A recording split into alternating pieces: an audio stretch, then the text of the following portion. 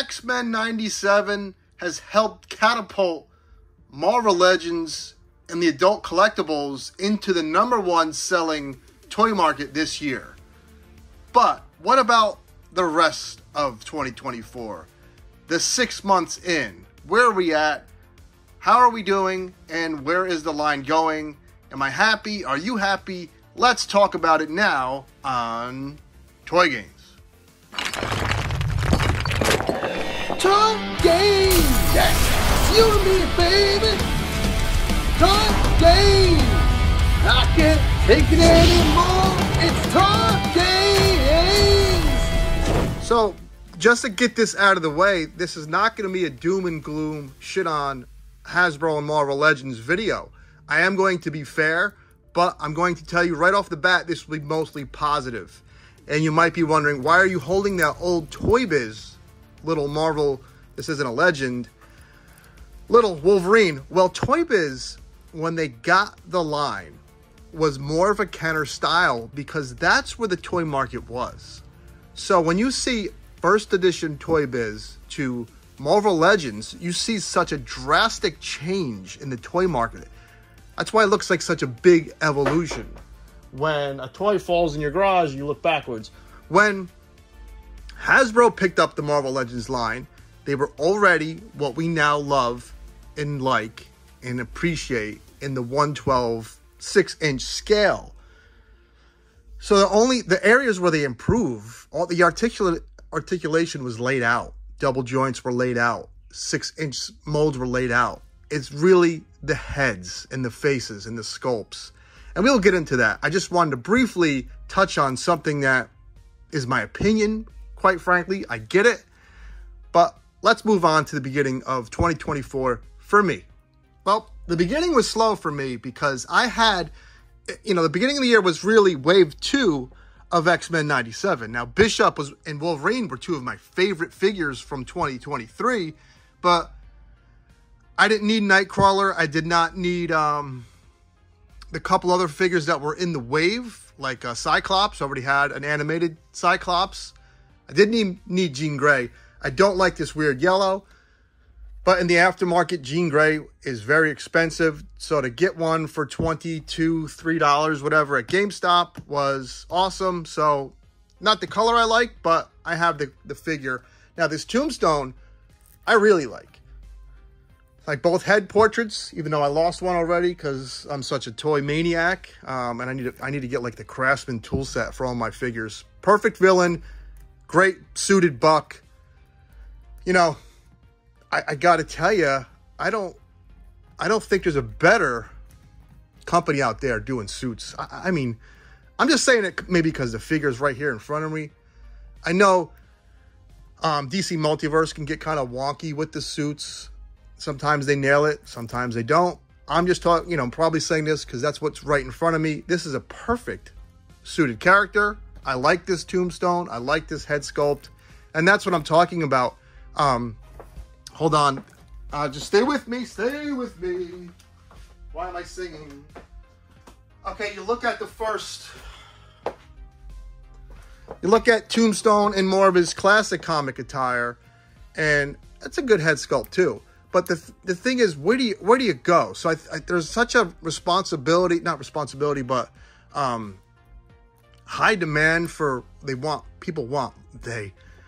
fans expect so much. That's the word, expectations. And I don't know if it's unfair. You could be the judge, just my opinion. I like both figures. I think they're both great. I don't know where, when you're already really good, what can you do? My thing is just price point and availability. That's my two main gripes, and we will keep getting into that. But the year started with two good figures for me, and then it got really good.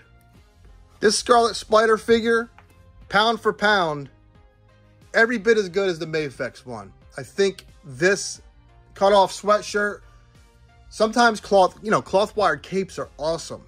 A hoodie isn't going to have this perfect, texture for the folds in the cloth. And I just think it's, for the price, for what it does, the articulation is almost as good, if not as good or better It's perfect. Retail figure, 25 bucks. Absolutely perfect Scarlet Spider-Man figure. Really kicked off my 2024 with Marvel Legends in a really good positive direction. And so begins what I'm going to call the double-edged sword. Flawless Lee style, Marvel versus Capcom style Sabretooth we always wanted, but he should have been in a deluxe box or something by him. He should have, like, we don't need Brokeback Mountain Wolverine. These legacy figures that everyone loves. You know, last year they had that deluxe Black Widow figure, and Shardamus, to his credit, said, I would rather buy 30 figures a year that had that deluxe treatment. They disagreed. I kind of disagree as well. I think 50 figures might be the sweet spot if they get that deluxe Black Widow treatment, that 40th anniversary Captain America treatment. Every legacy character, when I say legacy, I'm talking about characters that have been around for a long time that we love. It's really a broad, broad definition, I know. But he should have been in box, more hands, 3 heads, and call it a day, sell it for 35 bucks. When you gatekeep the figure and make it a 2-pack and you buy a happy face or just stoic-faced playing cards Brokeback Wolverine and you put it in a 2-pack, I get annoyed. There was like 4 or 5 Wolverine 2-packs. The only one that really made sense was the comic book cover of Grey Hulk, Smart Hulk, Joe Fixit, whatever you want to call them, and Wolverine in that classic comic book cover where they're both just dressed like freaking James Bond, going to the casino, putting them with Psylocke, putting them with the other female character, just too many 2-packs, 2-pack, and none of them were at Target. All of them were just online and at GameStop. It's a shame because right now I think this 2-pack is over $100. It's just not consumer friendly, and that's really my biggest gripe with Marvel Legends this year. Availability. Price point I got used to, but 2-packs at GameStop for near $60 when all I want is him, no bueno. Which means no good in Spanish. Your boy, them Takis got me speaking Spanish in the hood, baby. Slinging Takis. Let's move on. So, while we're talking about 2-packs, these two should have been together in a 2-pack. And he's missing a leg because of your distribution. I don't know where Cable is. I know people found him at, like, GameStop. Mine is still pending with BBTS. So this should have been a 2-pack. Granted, it's a nice-looking wave. Wasn't at retail, though. And that's the problem. And part of it is they got burned with everything going to Ollie's. And in Hasbro's defense, they had to make back-to-back figures for movies that were shit. Eternals, Black Panther 2, Doctor Strange in the Mouth of Madness, whatever the fuck, WandaVision, Moon Knight, the Doctor Fury, what the fuck, the Nick Fury movie, shit after shit after shit after shit, and they got distracted. And when you come back to the classic comic characters, people buy it. This wave should be on shelves. People would buy it. It's a nice build-a-figure despite it should have been in a 2-pack. I like this wave. I don't even know who that is, and I like that figure because she's neat looking. You know what I mean? Wolfsbane kind of has a screwy face, but I like the texture. I like the way the figure looks. Good wave. Wish it was at retail. Wish this wasn't a 2-pack. Now, having said what I just said about 2-packs, I think this is a smart 3-pack. And the Nick Fury came with 2 heads. She came with 2 heads. A lot of stuff packed into this 3-pack. I know it was $70 or $75, but $25 a figure that's loaded out, kitted out, loaded out, whatever you want to call it. I think it was worth it. That's what I'm saying. I don't think this year, I think they got back to basics. They gave her, Jesus, they gave us, I'm looking at her. They gave us characters we needed for our collection to fill out teams. And this guy, I know Tim has been asking for him forever. The last one was an old Toy Biz one. So I think they nailed this 3-pack. no issue with a 3-pack that comes with 3 figures that make sense. Moving on. I already reviewed this character, this figure. I love it. Love the head sculpt.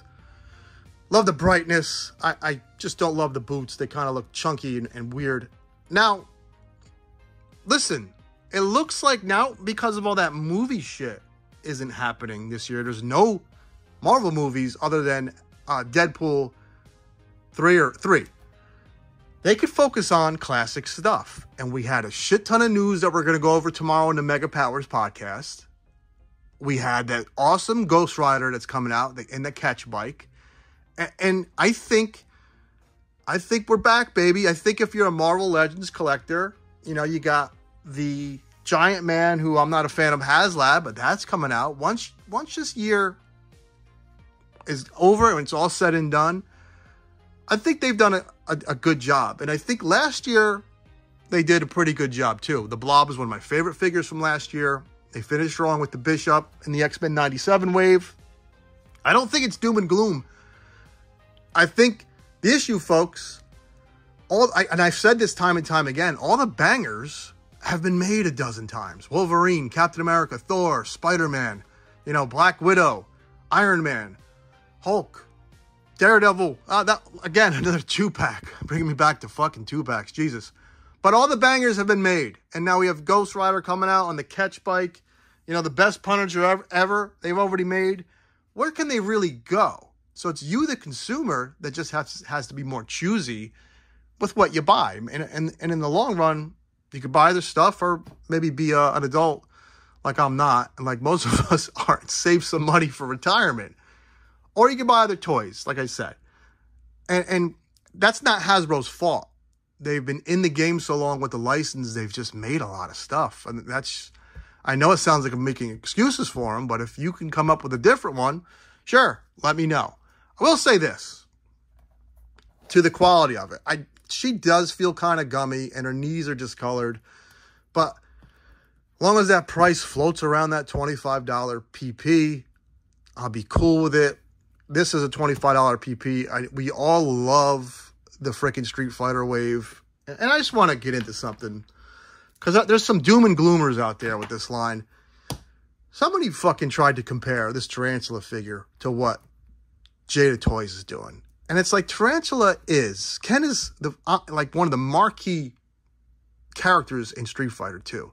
Tarantula is a 2-bit C-level villain that fights Spider-Man. What did you expect him to do? What is he going to come with?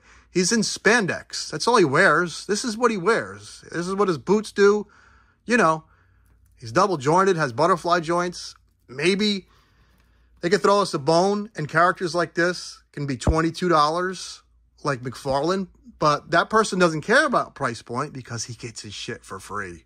You know what I mean? So I think he feels guilty, and he has to find all these things wrong with the figure. You know, just looking at him, he's fine. He looks like Tarantula right out of the comics. Ken is a better figure. It is what it is. But is Ken so much better than, say, this Nick Fury? I don't think so. Anyway, let me know what you think. As always, take care, have fun. Woo! Like, comment, subscribe. Yeah!